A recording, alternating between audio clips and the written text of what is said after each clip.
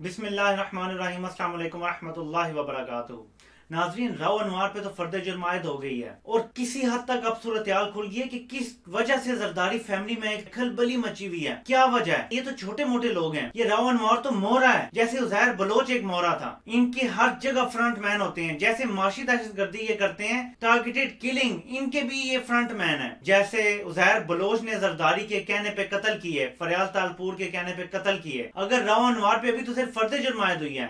अगर इसको जेल हो जाती है, फांसी हो जाती है, उम्र कैद, कुछ भी हो जाता है, तो ये तोते की तरह बोलेगा और सब कुछ बता देगा कि ये मैंने जरदारी के कहने पे किया था। जरदारी की नींदें हराम हो चुकी हैं इस वजह से। यकीन करें कि इस उम्र में जेल की चक्की या फांसी का खौफ जो है, ये उसको सोने नहीं दे रहा रात के टाइम।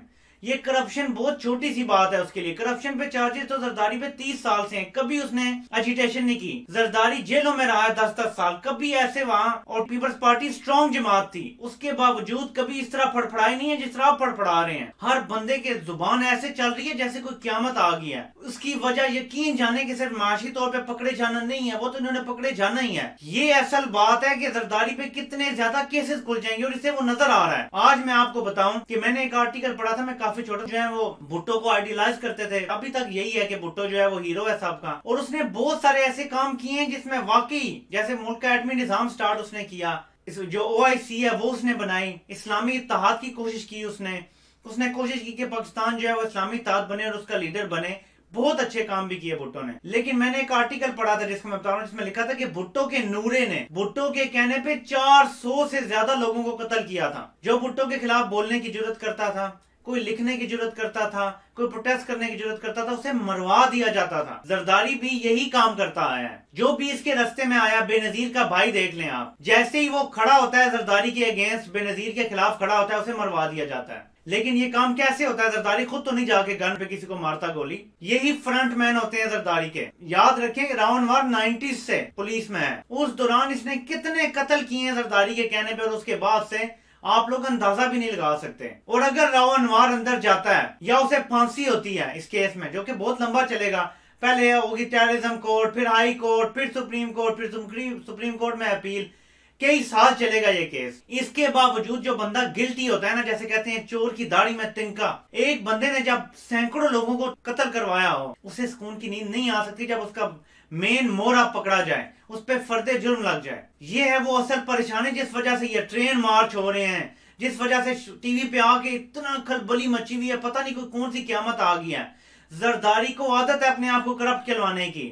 मिस्टर 10% वो खुशी से कहलवाता है। करप्शन पे वो जेल जाए भी तो उसे कोई मसला नहीं है। बिलावल भी जेल जाता है तो उन्हें कोई मसला नहीं है। जरदारी खुश होगा। बिलावल का मुझे नहीं पता, वो तो नरम बिस्तरों पे पला हुआ है। जरदारी को खुशी होगी कि हमें पॉइंट स्कोरिंग का मौका मिलेगा। हमने देखें जी जेलें काटी हैं, सियासी जेलें। असल परेशानी ये है जो कत्ल करवाए हुए हैं। भुट्टो वाला अंजाम नजर आ रहा है अपना कि फांसी लगेगी, वो 5 साल बाद भी लगे। याद रखें जरदारी का वो बयान कि आपने सिर्फ 3 साल रहना है, हमेशा हमने यहां रहना है। ये पैसे वाले, ये हराम कमाने वाले लोग सोचते हैं हमने ताक क़यामत इसी दुनिया में रहना है, और मौत का खौफ इन्हें होता है। यहूदियों के बारे में एक आयत है, कुरान कहता है कि ये सोचते हैं कि ये सही है और सीधे रास्ते पर है और इनका दीन ठीक है।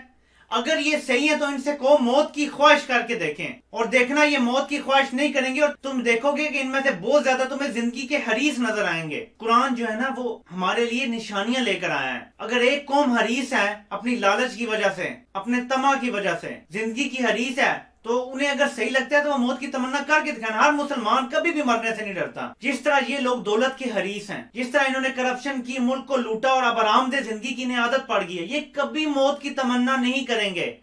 और यही वो अल्टीमेट टेस्ट है जो हमें इनका लेना चाहिए अगर ये सच्चे हैं। इसलिए ये राव अनवार पे फर्दे जुर्म लगना छोटी बात नहीं है। और आगे आगे आप देखेंगे होता क्या क्या है।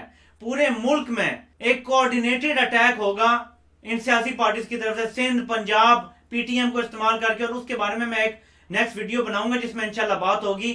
आज शाम को आज के सच की तलाश लाइव में 9 बजे देखना मत भूलिएगा। सब्सक्राइब करें और नोटिफिकेशन ऑन करें ताकि आपको वीडियो स्ट्रेट अवे मिल सके। Thank you very much.